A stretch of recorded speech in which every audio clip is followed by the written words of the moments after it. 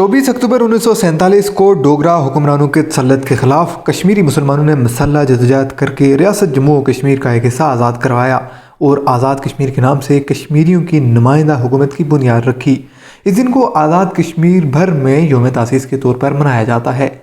यौम तासीस के मौका पर कश्मीरियों को हक़ खुद इरादियत दिलाने और भारतीय नाजायज़ फ़ौजी कब्ज़े के ख़ात्मे के लिए जानें कुर्बान करने वाले मोहसिनों को भी याद किया जाता है। वहीं हर साल इस बात का अज़्म भी किया जाता है कि कश्मीर का बड़ा हिस्सा जो भारतीय कब्ज़े में है, इसकी आज़ादी के लिए हर महाज पर इक़दाम किए जाएंगे।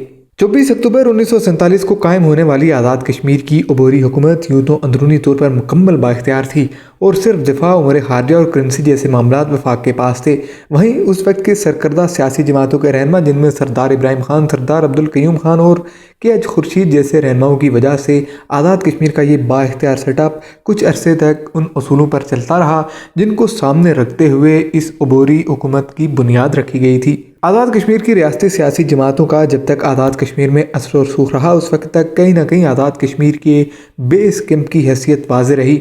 लेकिन वक्त फ़वक्तन वफाक में मौजूद सियासी जमातों ने आज़ाद कश्मीर में दखल अंदाजी शुरू कर दी। वहीं आज़ाद कश्मीर में मौजूद सियासी जमातों के कुछ रहनुमाओं ने इस मामले पर सहूलतकारी दिखाई, जिसका वाहिद मकसद मराहत लेना और मैदान सियासत में अपनी जगह बनाना था।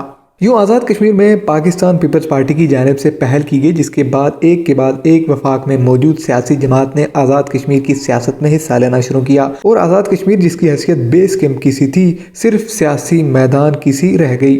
मौजूदा सूरत हाल यह है कि 5 अगस्त को भारत की जानिब से कश्मीर की मुतनाज़ा हैसियत के खात्मे के बाद आज़ाद कश्मीर से कोई ठोस रद्द अमल सामने नहीं आया।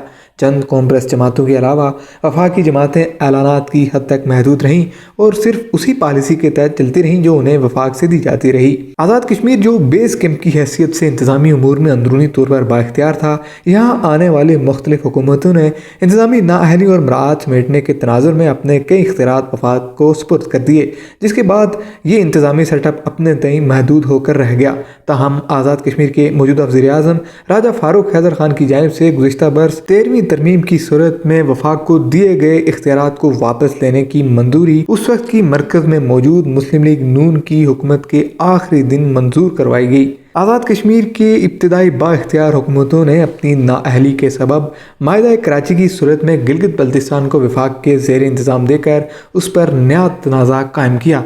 पाकिस्तान के दरीना दोस्त चीन की जानिब से आज़ाद कश्मीर के इस अबूरी सेटअप की हैसियत जो ताहाल संजीदगी से नहीं ली गई और गिलगित बल्तिस्तान की आइनी हैसियत पर चीन पाकिस्तान को गिलगित बल्तिस्तान के सूबा बनाने का मुतालबा कर रहा है और गिलगित बल्तिस्तान को आज़ाद कश्मीर जैसा सेटअप देने की भरपूर मुखालफत भी करता रहा है। 24 अक्टूबर 1947 को कायम होने वाला ये अबूरी इंतज़ामी सेटअप जो तहरीक आज़ादी कश्मीर का बेस कैंप था, इस वक्त इसकी हैसियत महज सियासी अखाड़े की सी रह गई है।